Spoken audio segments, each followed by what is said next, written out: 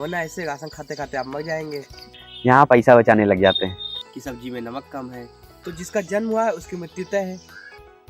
आपने क्या देखा? दरवाजा खुलते नहीं। वो घंटों तक ऊपर देखते रहते थे। हमारी आपकी तरह बहाना नहीं बनाते थे। तो भविष्य को अच्छा बनाने की चेष्टा हम अतीत से करते हैं, इसीलिए हम इतिहास पढ़ते हैं। आसान नहीं था जीवन, तो जन्म से मृत्यु तक की जो यात्रा है वो जिसके समय के साथ शारीरिक संरचना में बदलाव तो हुआ,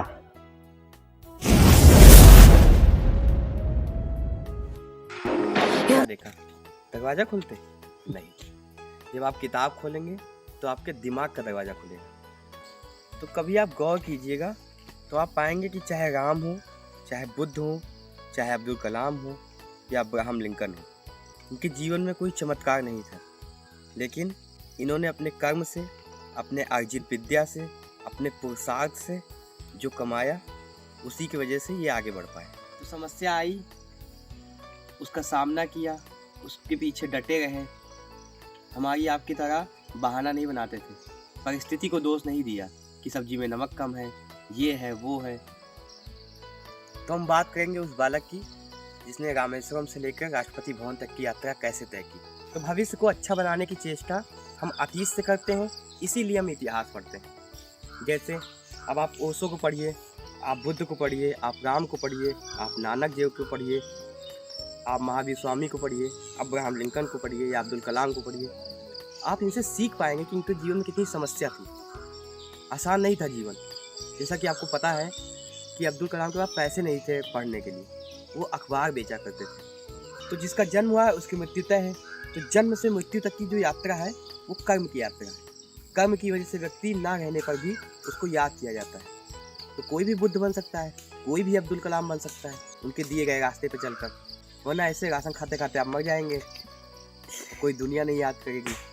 तो चलिए अब इस किताब का रिव्यू करते हैं और जानते हैं अब्दुल कलाम की अद्वितीय और अद्भुत यात्रा के बारे में। तो अब हम बात करेंगे उस बच्चे की जिसके समय के साथ शारीरिक संरचना में बदलाव तो हुआ, लेकिन वो मन क्रम वाड़ी से हमेशा बच्चे ही रहे। और साथ ही साथ ये देखेंगे कि कैसे उन्होंने अपने मेहनत और सपने के बलबूते रामेश्वरम से लेकर राष्ट्रपति भवन तक का सफर कैसे तय किया। तो 15 अक्टूबर 1931 को तमिलनाडु के रामेश्वरम में अब्दुल कलाम का जन्म। बहुत ही गरीब परिवार में जन्म। उनके पिता नाविक थे, मम्मी होम मेकर थी। आर्थिक स्थिति इतनी खराब थी, लेकिन इसके बावजूद भी उनके पिता ने शिक्षा को महत्व दिया। यहाँ पैसा बचाने लग जाते हैं।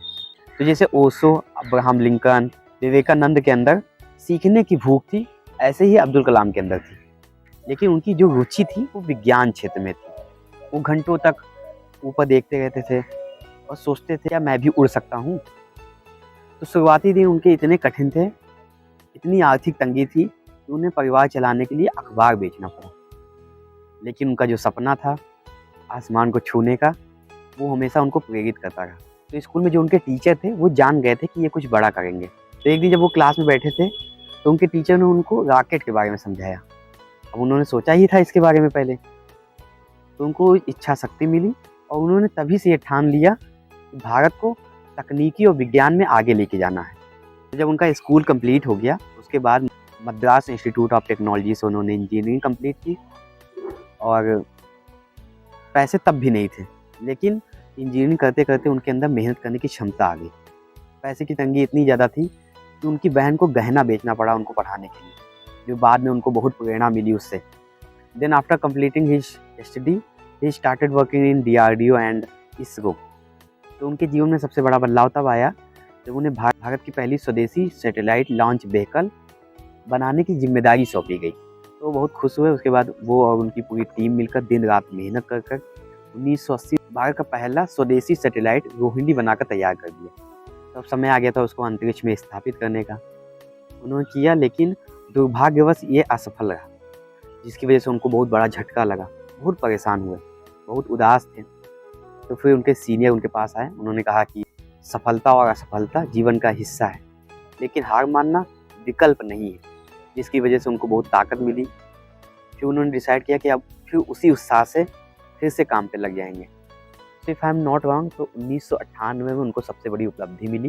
पोखरण परमाणु परीक्षण उनके नेतृत्व में संपन्न हुआ।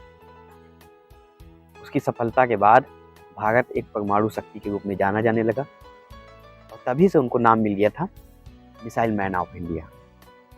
तो उनके जीवन में सबसे बड़ा मोड़ तब आया, ईयर था 2002, जब उनको भारत का राष्ट्रपति चुना गया। ये अपने आप में एक बड़ी उपलब्धि थी कि वैज्ञानिक होते हुए वो राष्ट्रपति चुने गए। उन्होंने कार्यकाल के दौरान बच्चों से बहुत लगाव था, बच्चों से बहुत जुड़े रहे, हमेशा उनको प्रेरित किया, उत्साह बढ़ाया। और इसी दौरान उन्होंने बहुत अच्छी लाइन कही कि सपने वो नहीं होते हैं जो हम सोते समय देखते हैं, सपने वो होते हैं जो हमें सोने नहीं देते। तो कितनी बड़ी शख्सियत है। उनका अंतिम समय भी बच्चों के साथ ही बीता। एक दिन वो बच्चों को संबोधित कर रहे थे, उसी दौरान उनको हार्ट अटैक आ गया और उनका निधन हो गया। लेकिन ये उनकी अंतिम यात्रा नहीं थी, एक नए विचार का जन्म हुआ।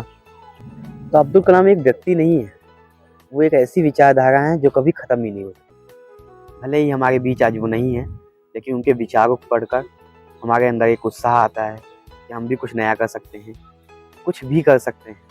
विंग्स ऑफ फायर जब उनकी आत्मकथा आप पढ़ेंगे तो उससे ये सीखेंगे कि ये उनकी ही कहानी नहीं है, ये उस हर व्यक्ति की कहानी है जो सपने देखते हैं, जो उसको पूरा करने के लिए मेहनत करते हैं।